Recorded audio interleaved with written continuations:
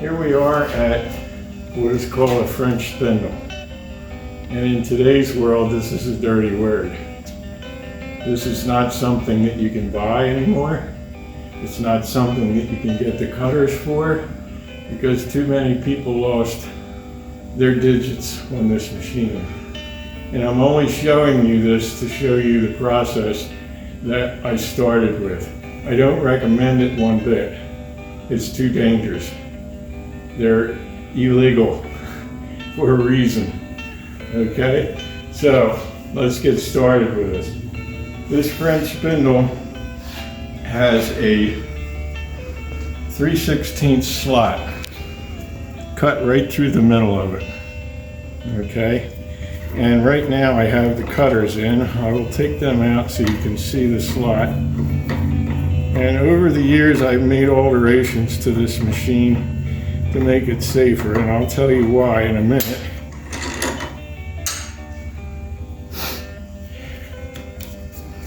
Here's the top cutter. It's just a piece of 3/16 steel with the handrail profile on it. And this little guy here is something that I added later on for safety. And this is the bottom cutter. Now, I called a knife cutting company when I first got this thing set up. And once they found out that it was for a French spindle, they would not make the cutters for me. They would not be liable. And there's a reason for that. So what I ended up doing is I would draw the profile of the handrail on a cutter. I would actually draw the profile for this on CAD, and I would email it to a local machine shop, and they would water jet these profiles out for me on their machine. So I would get a piece of steel like this. I believe this was D2 steel, and it can't be, as he explained it, it has to be ductile, I think the word was. It can't be brittle because of the nature of this thing. If you have a problem with that spinning around, you could break a piece off. And like in this case, this wing on the top could break off and do some damage. So this is how I would get my cutters made. I would do the drawing, send it to the machine shop, and they would water jet it out. I would typically always leave 15 thousandths extra on the side that was going to be sharpened. And when I get these from him, they have a square edge on them. So at that point, I probably have to take you to another machine. Okay, we'll see you at that one. Okay, here we are. This is a high-tech piece of machinery here, but it does the job, and that's really what the important part is. This is just put together with some junk, and what I used to do was I used to print out the profile that I sent to the machine shop, and then I would take and spray glue and glue it onto here, so I had a line to follow. And then I would take and put it in here and grind the angle on the back side up to the line.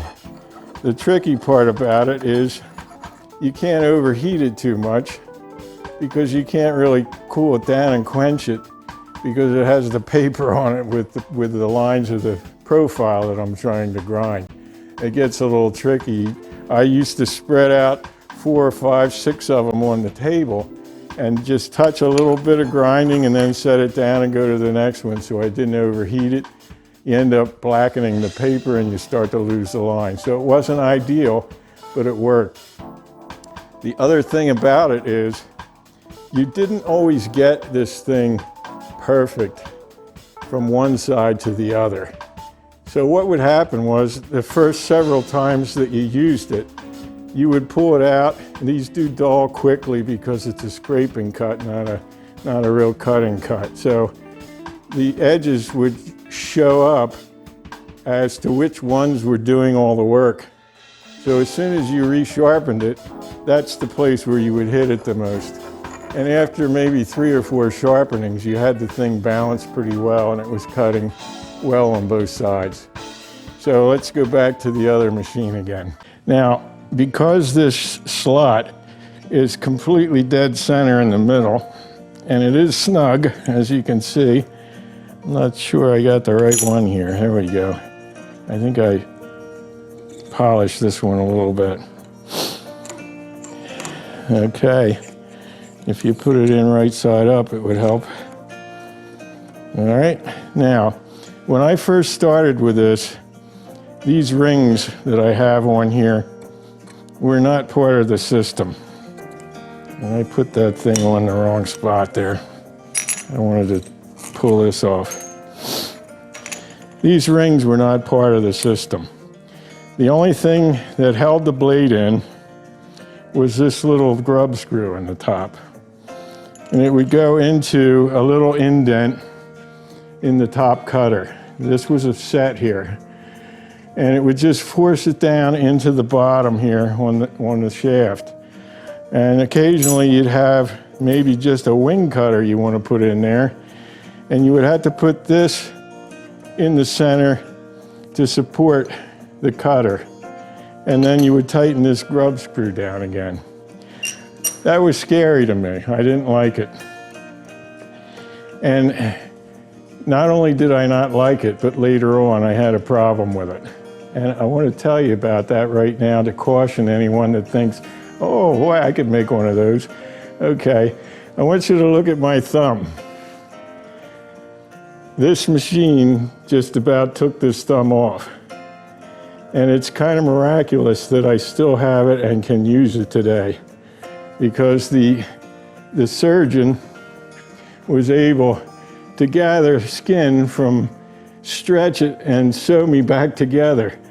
But when the accident happened, the cutter took all the connecting tissue off this side of my knuckle, and there was nothing to hold it in position. And when this thing happened, wood exploded everywhere, and I didn't really even know that I hit my thumb until I went to hit the button to shut it off, and my thumb just bent over like mush. Okay, so I go to the hospital and my thumb is pointing out this way because there was nothing left here. Part of the bone was broken. And the first hospital I went to, they gave me a 50-50 chance that they could save the thumb. That wasn't an option. So we did a second look around and we found another hospital that specialized in hands. And they sat me down and started to go to work, and it wasn't even a thought of losing the thumb. But I say all that to caution you. I remember a little saying that I remember as a child, and I think it went something like this. This is the church, this is the steeple. Let's look inside and see all the people. You want to make sure you got them all there. Because Sunday morning, if there's somebody missing, there's not that part in the collection bowl, and you're not going to have an income without a thumb, all right? So I'm only showing you this not so you can copy it, but to tell you how I did it and the reason why I don't do it anymore. That was a good lesson for me. So let's go on and talk about this some more. The cutter is dead center in here. Got the wrong one again. So there's no rake angle at all on this thing. And before I go further, I want to show you that after my accident, I decided that these weren't held in sufficiently. I didn't like it. So I ended up putting these rings on the outside that lock in the cutter at the bottom, so it can't go anywhere. With just that single grub screw on the top, it didn't seem very sturdy to me. So I added that. I also added a center ring, a rub ring in the center, that the wood was going to ride on, like a bearing surface. And not only did I add that, but I also got other rings that I could put in there that are bigger around. So it limits the amount of wood that it takes off. Now, for the most part, if you're cutting a piece of handrail like I showed you with that face mold that is long and has kind of a gentle twist to it, you're usually okay. But when you go to cut a drop arm that's making a 90-degree turn with a tremendous amount of twist in it, that's when these rings really saved my life. So we got this cutter in the middle, and it is a scraping action because of the placement of the cutter. I have this rub ring on here, and then I have the top wing cutter in there, and they all lock together. And then this ring goes on the top and holds the top ring in place. Okay, and then we tighten it down. This nut wasn't on the original setup. That was something that I added.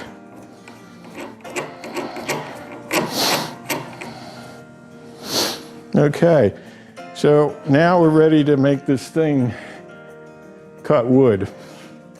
So because we're feeding through, and I would say hand feeding because that's what it is, it's dangerous. And you have to have something that's holding this down. Now, this particular piece of handrail would not look like this if I was using it on the machine. This came from another machine. This would normally be cut off square with an additional block straight out on it. The same on this end with a block. I would usually use a soft wood, attach it with a rail bolt, and I would drill two 1-inch holes in that block, one on the top, one on the side. And I would use a 1-inch dowel with a saw kerf in the end, shove it through the hole, and drive a wedge in the end to hold it. And that ended up being my handles. That was the other thing I found out. I need to get my hands further away from the cutter. Okay, so you can imagine what this is like to feed this thing through with those blades spinning around and diving into the wood and engaging the cutter and then forcing that thing around and following this curve. I think you can get an idea how that might be a bit scary. Okay, so that's how the whole process worked. I also had cutters that I would normally do the top profile with first, that I would put it in this way and have a set of cutters like this for the top. Now these cutters don't exactly match this profile, they're close. These weren't made for this, but I think you can kind of see that it's a very similar profile. Okay, so I think that pretty much wraps up the French spindle. So now we're going to start talking about what happened when I decided not to use this. What direction did I go into? So that's what we're going to go into next.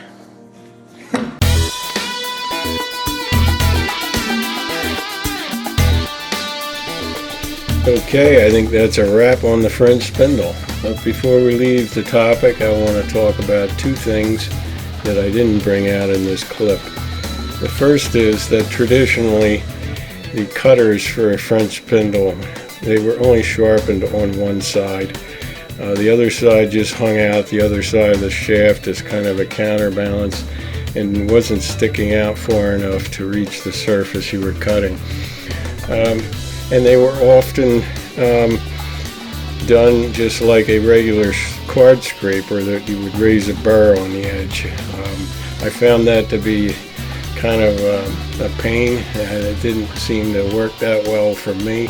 So I decided to go both sides and to see how that would work. I thought it worked pretty well. You might wonder, well, after you sharpen it a few times, what happens then? It gets smaller. Well, my rub rings were made to take up that difference. I had rub rings that were maybe 30 thousandths under the one before it or whatever, so I was able to compensate that way. The originals didn't have a rub ring at all, one-sided cutting. The shaft itself was the rub ring, the rub surface. The other thing is the safety issue. Some of you may have gasped when they realized that pushing that block straight into the blade, what that would do on a traditional shaper. You have to remember one thing about this type of cutting. It was a scraping action, and it basically was pushing you away instead of drawing you in like a traditional rake angle cutter, like a router bit or a standard shaper cutter. So you were in control of how much was being cut off. A lot of times the rail that we would shape was done in maybe 3 or 4 passes, and each time you would take a little bit more off, listening to how it was cutting and determining how hard you were going to press that in against the blade. So having said that, though, there's always the grain issue. When you're cutting a 90-degree drop arm with a lot of twist in it, your grain issues will also affect that and can throw you for a loop. When you're starting out on the inside radius of a piece like that, your grain is running into the surface, and then on the other end your grain is running out of the surface, and both of them can give you problems. So it still is problematic with what happens when you're interacting in conflicting grain. Okay, so safety. I want to talk about safety because I don't want to promote anything, especially with the younger people coming up that think, well, yeah, I'd like to try that. Well, when I started this maybe some 20 years ago, I didn't know that there were too many options other than hand carving or just using multiple chisels, scrapers, spoke shaves, whatever. I didn't have the patience for that. So I decided to give this a try, and I would have to say that it was a risk. It was a risk that I was willing to take because I was dead set on in making this to happen. Okay, so what would I tell young people today about this? Well, here's my advice to you. When I did this so many years ago, I didn't think there was a good mechanical alternative, but today there is. So it's not necessary to take those risks. So if there's another way to do it safely, that's what I would encourage you, the direction I would encourage you to go in. All right, so I'm going to go into that on the next part on this series. So I think you want to tune into that and find out just exactly what that is. All right, thanks for watching.